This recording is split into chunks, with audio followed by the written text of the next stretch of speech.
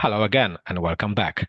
This is a direct follow-up of the first session in which we went through the configuration and testing of explicit web proxy for Palo Alto Networks next-generation firewalls. However, here we will focus on the second method of the web proxy, and that is Transparent Web Proxy. First, let's check documentation quickly.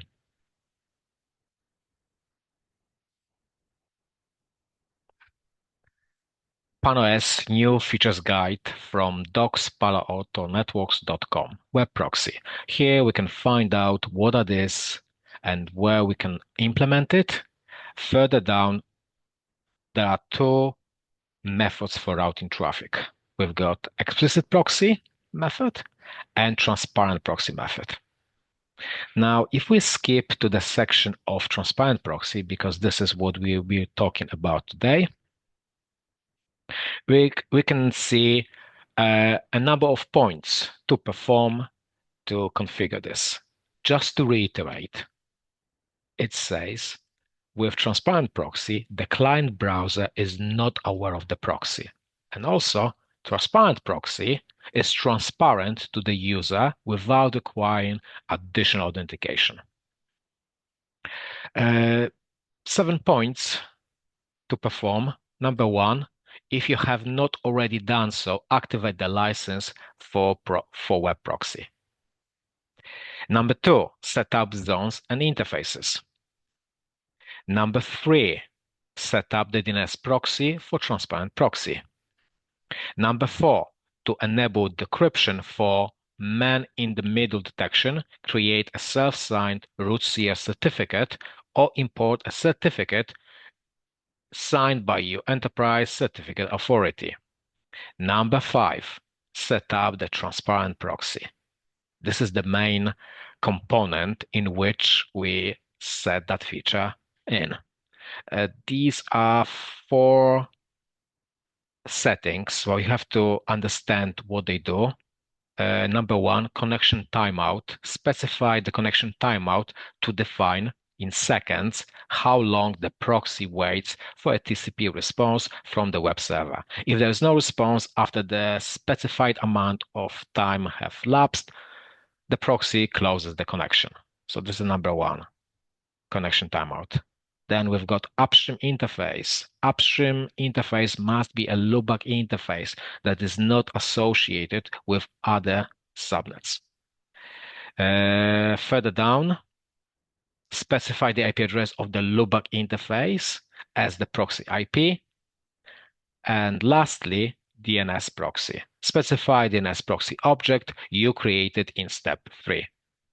Specify the loopback interface as the upstream interface. So these are the 4 settings for transparent web proxy: connection timeout, upstream interface, proxy IP, and DNS proxy. And we'll see that shortly in my lab firewall. Number 6, configure the destination network address translation policy, in other words, DNAT. And this is one of the points that I would like to draw our attention to. It's a very distinct element that differentiates 2 methods. And the reason behind it is that since there is no listening interface in transparent web proxy, and we'll see that in the configuration shortly, in order to classify traffic to be handled by transparent proxy, destination NAT is mandatory. And even says here, you must configure the DNAT policy rule exactly as described in the following steps for the firewall to successfully use the web proxy to route traffic.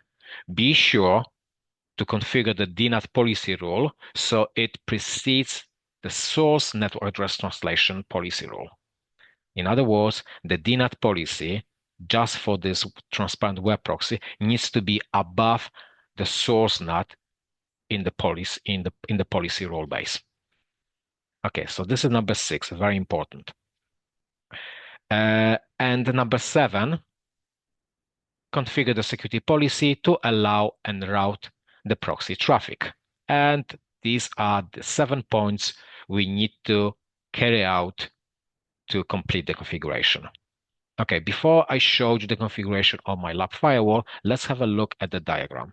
Diagram is very simple. As per the first recording, on the left-hand side, we've got a client with such an IP address.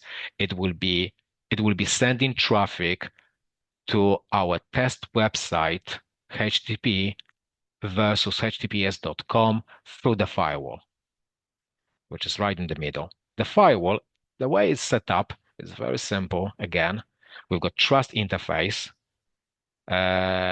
Will be accepting traffic from the client on that trust interface set up on Ethernet 1/6. Also, mandatory component, we've got the proxy with loopback interface 1.1.1, and also we've got untrust interface. It's not set up with the public IP address because it's positioned behind the L3 router, on which we've got a public IP address, and that's our breakout gateway to the public internet, but it doesn't really matter. Even if this firewall is hidden behind a router and it hasn't got a public IP address assigned to untrust interface, the public nothing is being done by the router, and that works perfectly fine for us, and there's no problem with this whatsoever.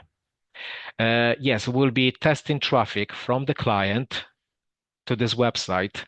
The reason that I use this website is because the IP address doesn't change. 45.33716. It's there, and it's easy for us to filter that traffic and see that traffic of our interest in traffic logs, in session browser, using global counters, set the packet filters, and so on and so forth. Okay, so this is the diagram we'll be working with. Bear in mind the picture. Let's have a look at the firewall's configuration. Okay, so if we go back to point number 1, which is please check whether you've got the appropriate license. So at least as far as that is concerned, we are okay. We are okay. We've got a web proxy license here, nicely applied, so we can carry on with further configuration. Right, network. Let's have a look and see the network interfaces. Let's go back to Ethernet. Yes, as per the diagram, we've got this Ethernet 1/3 assigned with this IP address. It's in untrust zone. Also, we've got a trust interface, Ethernet 1/6 with such an IP address at the default gateway for the client, .1 in subnet /24, and it's positioned in the security zone trust. Necessary component loopback. Yes, we do need loopback for web proxy, loopback.1 with IP address 10.1.1 in the security zone proxy. 3 zones, as you would expect, trust, untrust proxy. What else? DNS proxy. Let's have a look at DNS proxy. Also another mandatory component for secure web proxy. Very simple. We use the following DNS servers: 1111, 8888, and the interface that will be using this DNS proxy is loopback, only loopback. You can't put any other interface in it. It's got to be dedicated for loopback interface for a proxy. Okay, the main component, proxy. How did we set this up? Okay, we've got 2 choices. It's either none, obviously. The feature is not configured. But apart from that, we've got explicit or transparent. Today, we'll be talking about transparent proxy. Let's leave it the way it is. For settings that we went through when we're looking at the documentation, connection timeout 5 seconds. Upstream interface, it's got to be loopback. Proxy IP address is the IP address of the loopback interface. You have no other choices. It's this one, that one that it's available to us. And DNS proxy is the only one that we configured and we just saw a moment ago. I called it DNS secure web proxy, but the name is just can be anything really there. Okay, so this is the configuration of proxy, DNS proxy, interfaces, and zones. Let's have a look at the policies.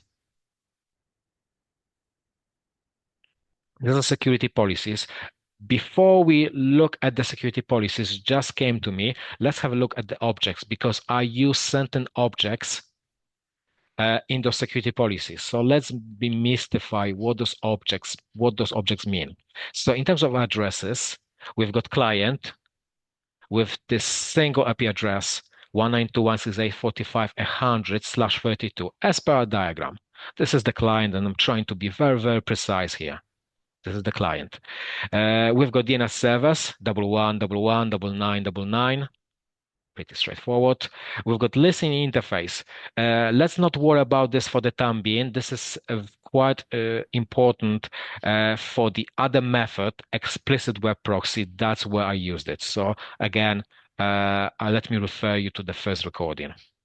And proxy loopback, our loopback interface, IP address 10.111.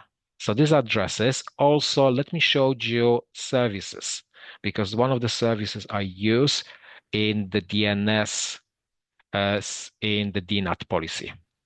This is for Transparent Proxy Custom Service. I created a service.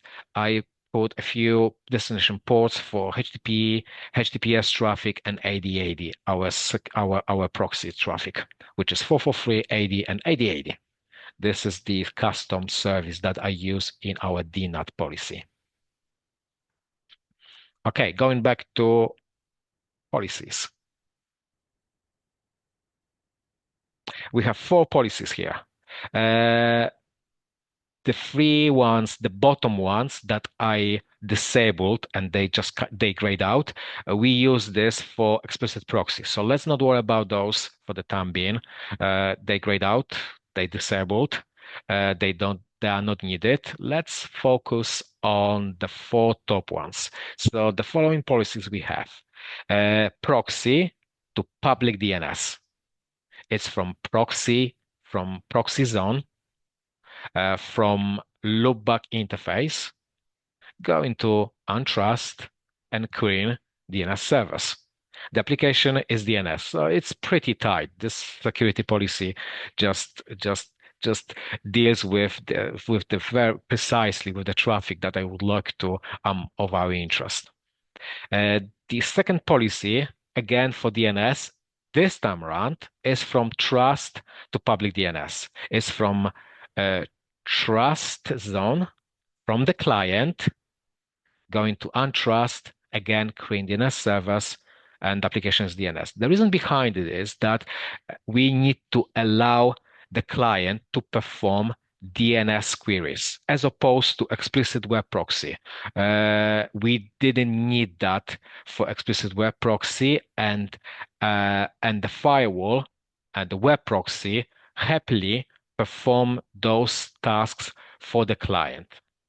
That's one of the other things different between explicit proxy and transparent proxy. For now, we need that policy. We need to allow the client to perform DNS queries. And again, these are just absolute minimum. But if you need any traffic that originates from the client and needs to bypass the web proxy, the security policies need to be there accordingly. That's all I can say. Okay, number 3, trust to proxy. So we are allowing traffic from trust from the client to proxy.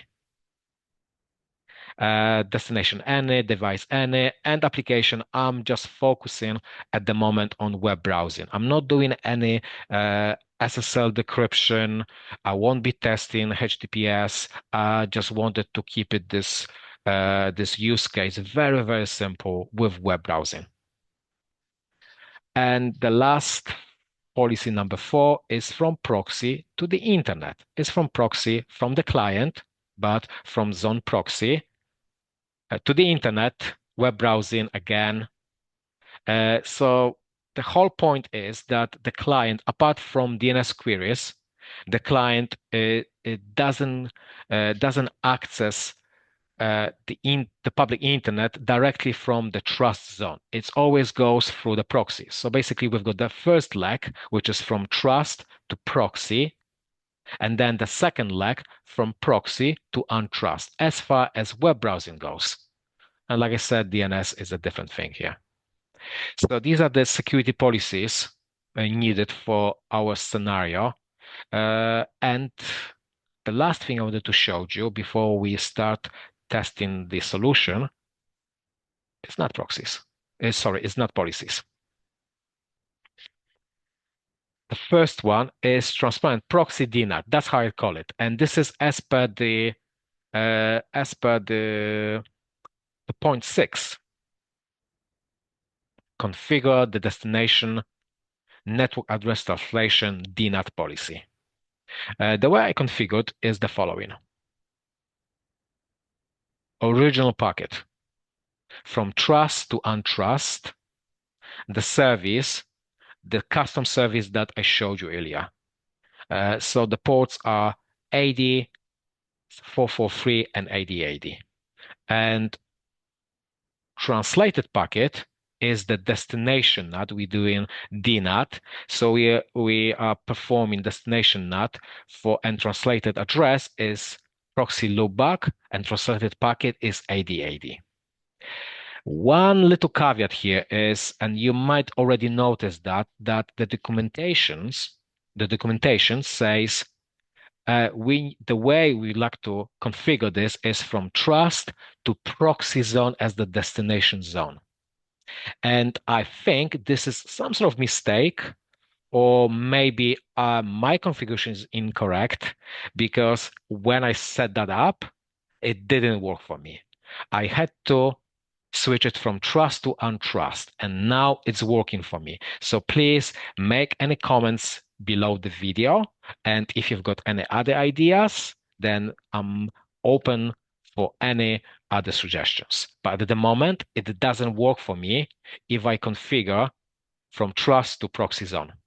It just doesn't. And if you think about it logically, the traffic of our concern is from trust to untrust. So the client is unaware of the proxy in the first place. It's transparent one. So the client doesn't know that the traffic will be going through the proxy. Originally, that traffic is from trust to untrust to break out to the public internet to access the website. So we are trying to capture all the traffic from trust to untrust. And what we are doing, we are capturing the traffic from trust to untrust, and we are modifying that traffic and performing DNAT. So we performing destination NAT, and we'll be masquerading this traffic, and we'll be directing that traffic to proxy. That's what that DNAT rule does. That's all there is to it. Okay, so this is the very important point, DNAT. And yes, slight modification of the configuration as per the documentation. Like I said, please make a comment below if this is something you would like to elaborate on more. Okay, DNAT, that's done. Then the second rule is source NAT, SNAT, is for trust. Breaking out to untrust, to breaking out to the public internet is from trust to untrust. This is a standard source NAT. Let me have a look at this again. Original packet from trust to untrust, destination any, service any, and we are translating over the egress interface, which in my instance is Ethernet 1/3 with such an IP address. Like I said, if this firewall had a public IP address assigned to that IP address, we would see that public IP address here below. Okay, and lastly, another source NAT policy. This time around, it's for explicit proxy. So it's very similar. The only difference between number 2 and number 3 is that the source zone is proxy as opposed to trust, and the rest is exactly the same. So original packet from proxy, not from trust, from proxy. Destination zone, untrust. Destination interface service is any, and we are translating over dynamic IP and port is a standard path. That's all there is to it. It's a standard path, port address translation. Okay, that's the end as far as configuration goes. Now excuse me, one more thing. The client, set up the client. On the client, something that we used when we are testing explicit web proxy. For transparent proxy, we don't need proxy server. As the name suggests, it's transparent. So we don't need that. I turned this off. We don't need that. And on the client, we'll be testing our website over HTTP, just browsing from the web browser. Also, we can use curl.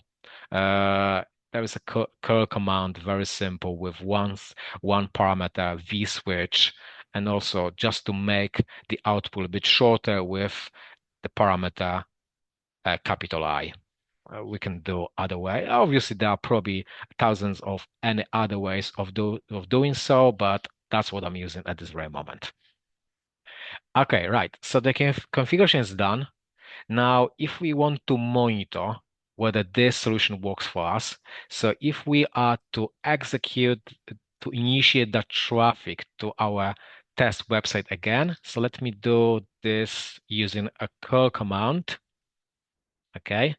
You can see it's connected successfully, and also we can check that just by browsing to that website. If I hit that again, yes, it's working nicely for us. Yeah, the page is being reloaded. Now, shall we check whether we've got those sessions on the firewall of our concern? Okay, why not? The first thing I would like to check is if I use the following filter that I already prepared beforehand. Okay, so what we are filtering over. Ingress interface equals Ethernet 1/6. So that will be our ingress interface. Traffic coming from the client, and the destination equals IP address of our test website 45.33.7.16, and the application is web browser. So I'm very precise with that filter. And yes, we've got those sessions. They originate from trust going to proxy. The source is still original IP address of the client, dot 100, going to the destination of our web page, of our website, from random port 80, standard, application web browsing, and the security policy that applies for that traffic is from trust to proxy. That would be policy number 3. If we have a look, this is policy number 3. Trust to proxy. Okay, so this is, I would say this is the first leg of our connection from trust to proxy. Okay, now let's have a look at the other type of traffic. Let's have a look at the what is happening with loopback. Okay, so the following filter I will use is the following. Ingress interface from loopback, and the destination, again, our test website. Okay, at the moment we've got nothing. Let me initiate the traffic from the client again. Hopefully we'll see some sessions. Okay, there you go. Yes, we've got one session. So I would say this is leg 2 of our connectivity. It's from proxy to untrust. From source, again, original IP address of the client, going to our test website, port 80, protocol 6 for TCP, obviously, application web browsing, and the security policy role that applies is number 4, proxy to the internet. Ingress interface, loopback. It's the ingress interface loopback. It's not the trust interface, Ethernet 1/6, it's the proxy interface, loopback.1, and egress interface, it's my egress interface, Ethernet 1/3, as per the diagram.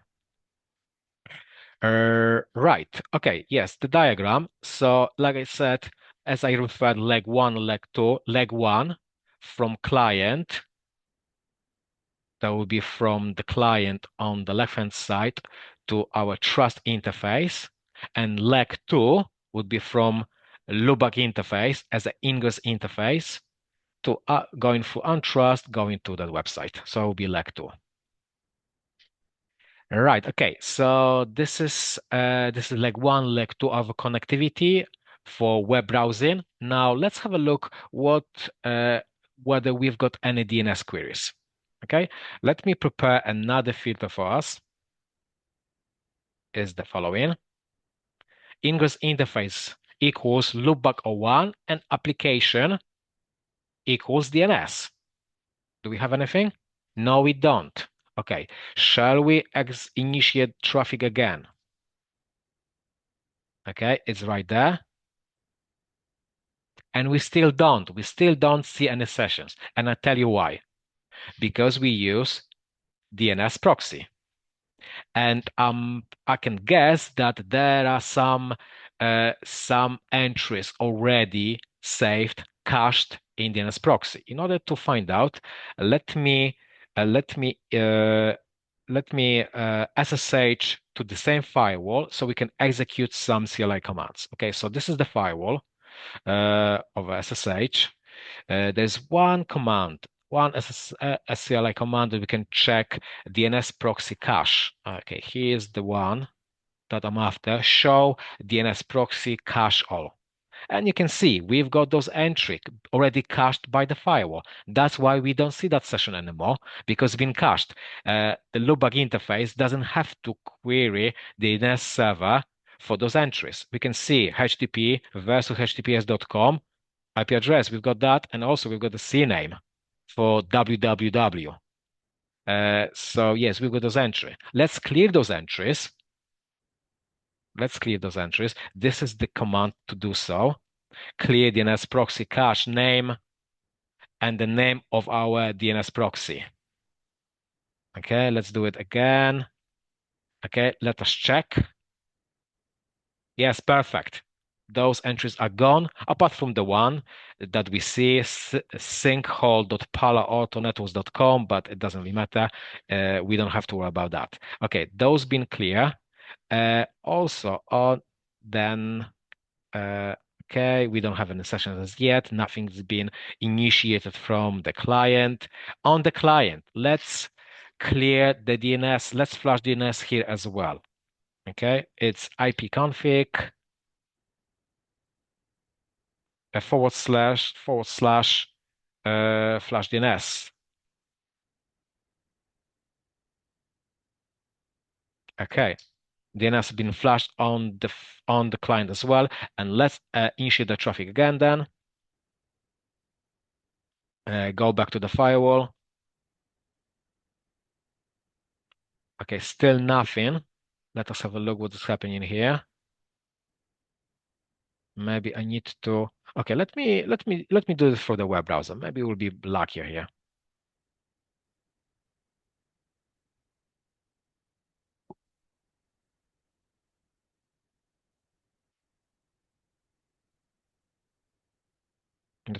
Let me check what's happening here. Yes, we've got that entry already in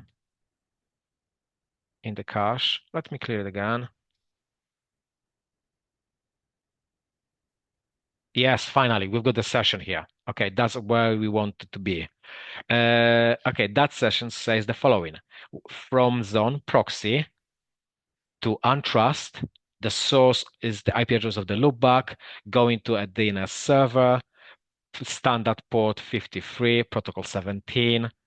This is for UDP, application DNS, and the security policy rule applies here is proxy to public DNS, and this is policy number 1. Proxy to public DNS, from proxy to untrust. Great. And the last session I wanted to show you, it's from the client itself, again, querying the DNS. I'm pretty sure we'll have that. So if I apply the following filter here, ingress interface equals Ethernet 1/6 and application DNS. Do you have anything? We don't. Now, maybe if we clear it again, the DNS proxy on the firewall, and if we clear and if we flush DNS on the client and initiate the traffic again, do we see anything here? Yes, we do. We certainly do. So that would be policy number 2. From trust to untrust, source IP address is the client, creating the DNS server, and we can see from trust to public DNS. And this is policy number 2, trust to public DNS. Okay, so that's all I wanted to show you. Maybe one more thing. You can see this column right at on the right-hand side, hit count. Okay, so now just to be sure that we are utilizing all the policies, and we can see we've got a number of hit counts for each of those policies, but we can reset those counters again just to be sure. Let's reset those. Let's reset those counters on NAT policies as well. Why not?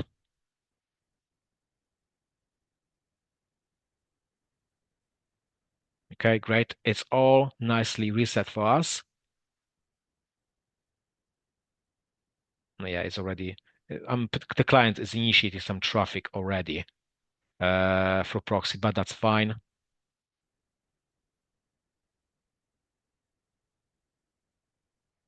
Okay, on the firewall, let's clear the cache again, the DNS proxy cache. Okay, nothing's there. Let's flash DNS on the client, and let's initiate the traffic to our website. Okay, now if we refresh, hopefully we'll see all those policies being utilized. Yes, they are. All those policies being hit with the hit count increasing. And if we check DNAT policies and source NAT policies, yes, they're also being utilized. And you can see that from the hit count. All right. I think that seems to be everything that I wanted to show and share with you. This is how you would configure transparent web proxy in PAN-OS for Palo Alto networks in the simplest and the most basic form. However, in the production environment, you should consider additional features like SSL, forward proxy for onboard SSL decryption, user ID, and for explicit web proxy, authentication. Authentication. Yes, and some would argue that is an absolute must. And the last final reminder, please check out my first session to gain an insight into the other method, explicit web proxy. Please like the video if it provided some value to you. Thank you for your time and see you next time.